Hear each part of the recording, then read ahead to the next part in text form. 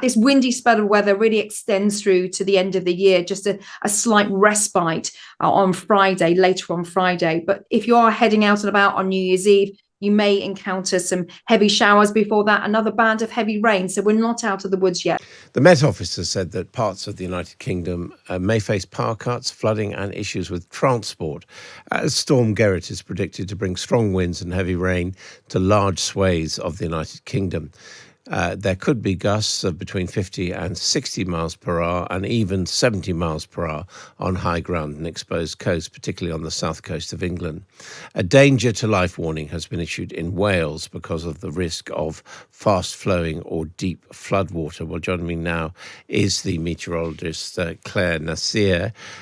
Claire, where have we got to with this latest storm? How forceful is it already and how forceful is it going to get?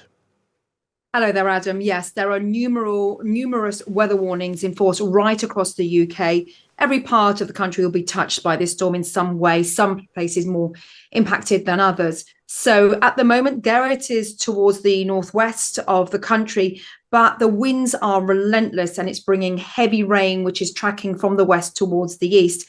As it hits the cold air, particularly over higher ground, we're likely to see blizzards as well, particularly for Scotland, where there's a rain and snow warning in force. So the risk of flooding, the risk of high waves, coastal overtopping, tricky driving conditions, particularly for high-sided vehicles, poor visibility with a mix of wind and rain. You can really do the math, can't you? It's not very nice outside today.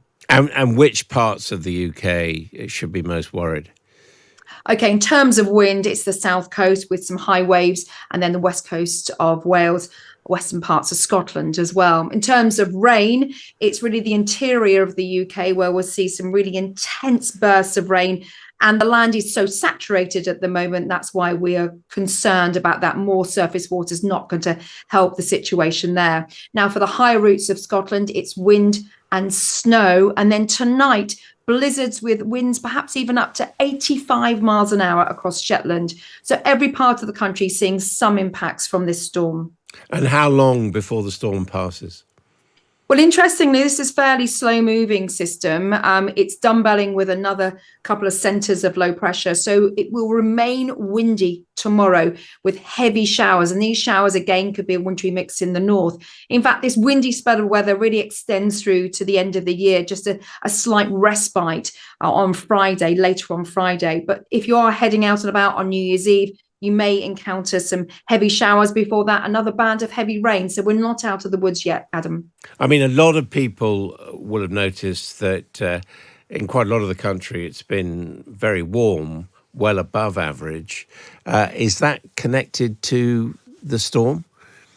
It's connected to the position of the jet stream, which brings us bad weather, basically, or inclement times. So currently we're on the mild side, or the southern side of the jet stream, and that means the weather has remained mild. In fact, Christmas Day, I think we saw some record-breaking minima temperatures, where temperatures in some parts of southern England didn't dip below 12 degrees Celsius.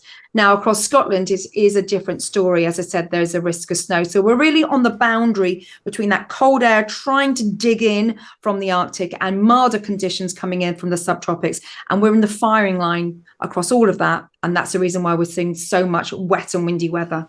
Is it part of increased exceptional weather events because of climate change? Well, due to climate change, there's more energy in the atmosphere, which means the atmosphere can hold more wind, rain, moisture. Now, the trends in the UK are that the winter weather will become wetter, more stormy as well, and less cold. And that's really what we have seen through the last few months. Autumn was incredibly stormy, and now this is how we're seeing the next few days in December. Come January, there is a trend perhaps for something slightly colder. But our wind comes in from so many different directions. You know, we're still going to get some normality against the background of climate change, which is impacting us right now. How do you feel about this practice now of naming storms? Does it sort of add to the panic, really?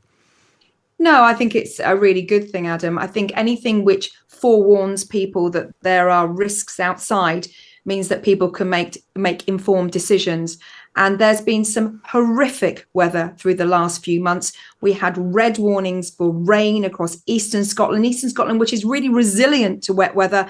And sadly, people do die in bad weather, hence the reason why the storms are named. And it means people can really associate bad weather with a naming of a storm and do the right thing to stay safe. And any idea where the name Gerrit came from? No, do you know that's a bit of a curveball, Adam, on the 27th December. No, I don't. It could have been named by either the Irish, the UK, or the Dutch. I'm going to find that out and send you a message. Okay, thank you very much indeed, Claire Nasir, for joining us there.